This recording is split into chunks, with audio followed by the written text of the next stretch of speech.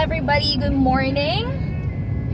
Yes, I'm Gab, and this is, or you're watching, the Carpool Show. Good morning. This is the song for today. You know this?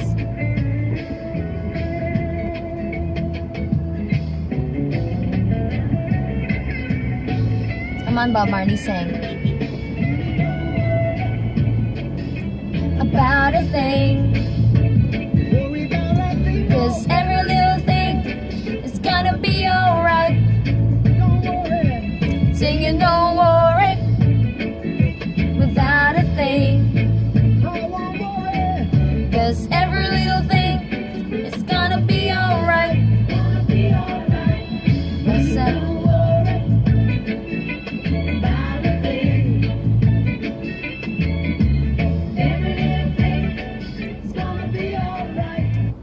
There you go.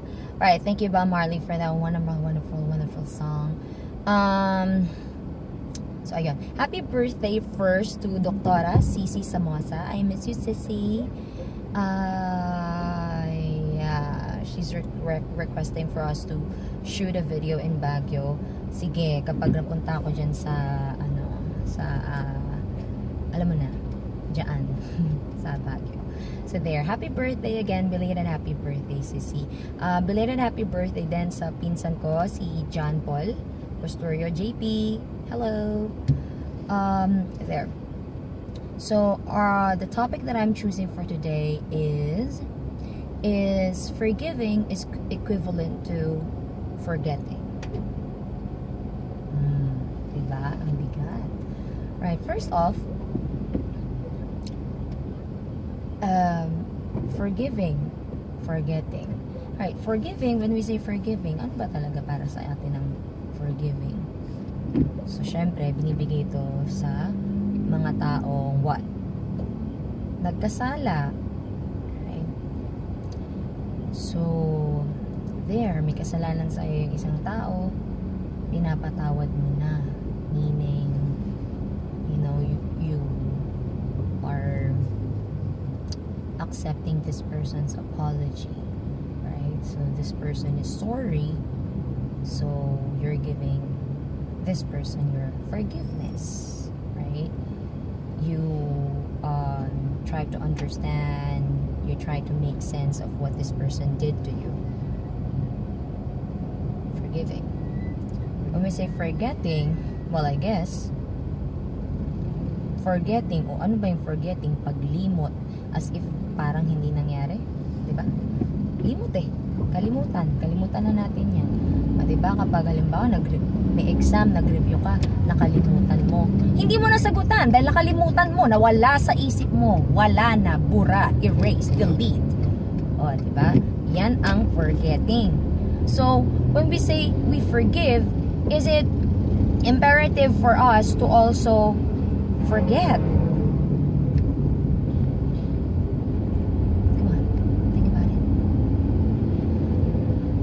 Well, when we make mistakes,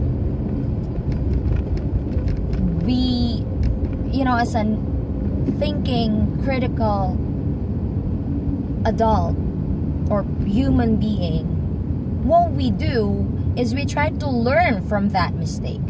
When someone hurt us, when someone did something wrong to us, what we do is to make sure that it will never happen again. Bakit? Anli ba?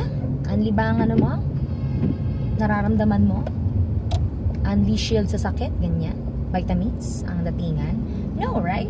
We want to make sure that next time or in the future, it won't happen again. This person won't hurt us again. Right? This event won't happen again because it's hurtful. Because it, you know, it causes a lot of pain, a lot of sufferings. Oh, diba?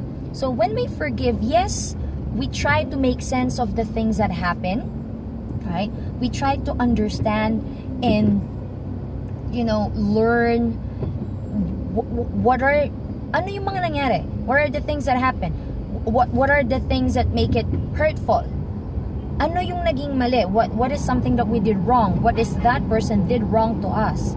Para alam natin sa susunod, di ba? Right? Bakit nangyari to? Why? Yan naman lagi di ba? As an adult, as bilang tao, palagi natin tinatanong bakit, di ba? Because we're compelled to do something if we know what's in it for us. So palaging why? Or now I'm forgiving, di ba? Making sense of it all, right? For you to be able to accept. But for me, it's not equivalent to forgetting, because when you forgive, it's not about forgetting. It's about accepting what happened. It's about accepting that something happened, something wrong happened, and forgiving is accepting that, okay, we can do something about it, right?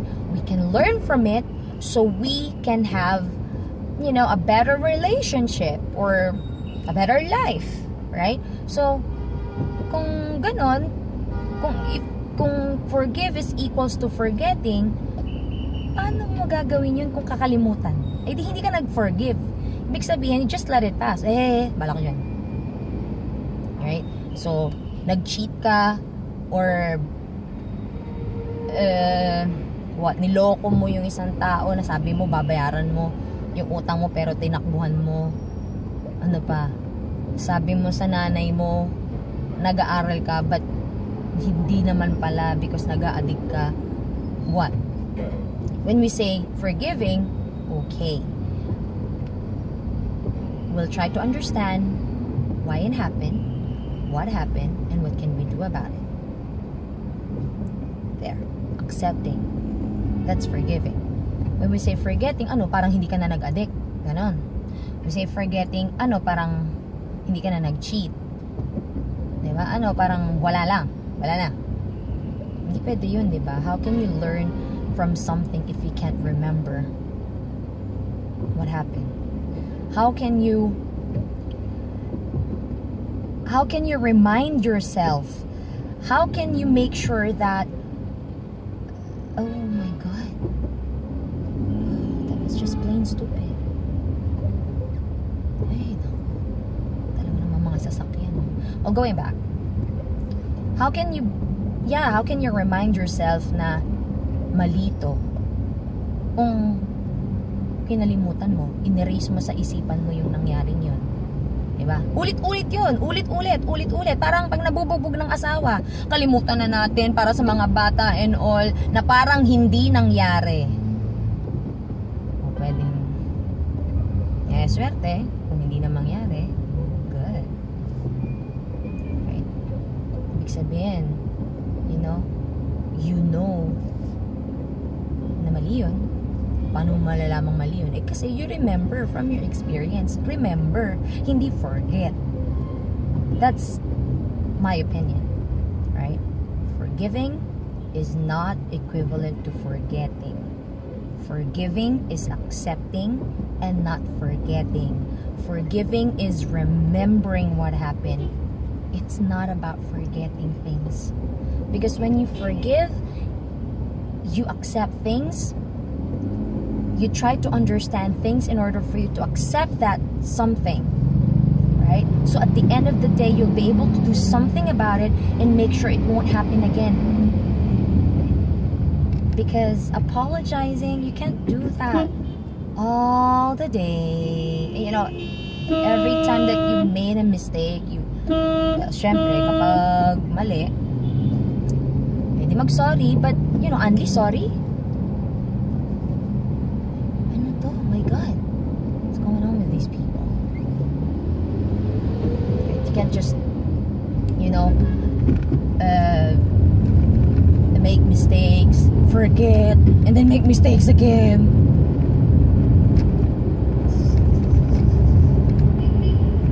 Right? Yes, you move on.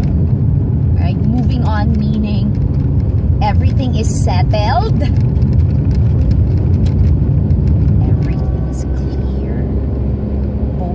Parties. Diba? Pinagbayaran mo na. Diba? Or, not really pinagbayaran. I hate the word. But, yung kasalanan mo, naintindihan mo na kasalanan yon at naintindihan na party na okay. Nagnilay-nilay na ako, nagkamali ako, ito na yung gagawin ko next time. I'm sorry. Apologizing. Admitting you're wrong. Or you did something wrong. So when you forgive, okay, I acknowledge the fact that you admit your mistakes. I acknowledge that you are for change, moving forward you won't do it again, because that's being sorry, right? That's being sorry. But when you forgive someone, you should not forget. Again, let me repeat my 3 points. Forgiving is not about forgetting. Forgiving is about accepting and not forgetting. Forgiving is about remembering what happened so it won't happen again. It's not about forgetting. Right? I hope I was able to help you guys dun sa mga gusto mag-forgive and forget. It's just, for me, it's just a famous phrase. Let's forgive and forget. Or maybe forget. I don't like the word forget. It's not it. I think forgive and accept and learn from it. Right? You cannot forget. You should not forget. Right? You just have to accept and remember and try to change the future using that experience. That's what adult critical thinking people do. So there. Again, my name is Gab. And yeah, it's so serious today, huh? Well, yeah. I hope this will help you guys think about whatever it is that you're thinking about, whether it's about forgiving, whether it's about forgetting, or whether it's about accepting, quote unquote, moving on. Yeah, there. Siguro pwede nyong i-apply yan sa love life or sa trabaho, sa kahit in life in general. So, there. Thank you so much for listening. Again, my name is Gab, and you're watching The Carpool Show. Follow us on Instagram at The Carpool Show. Facebook, Gab Mackie, The Carpool Show. Right? So there, here's our song again.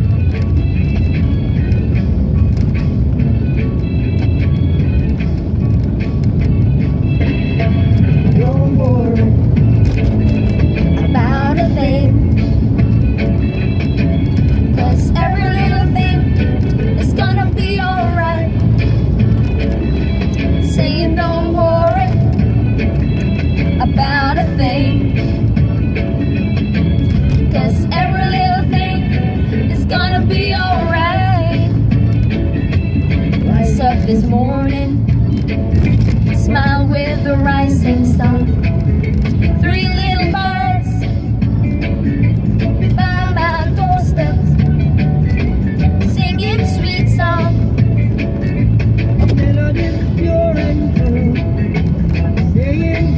This is my message to you. Singing don't worry about a thing, 'cause every little thing is gonna be alright. Singing don't worry about a thing, 'cause every little thing is gonna be alright. There, guys. Fellow Filipinos, it's going to be alright. Magiging maayos din ang lahat. Just remember, never forget.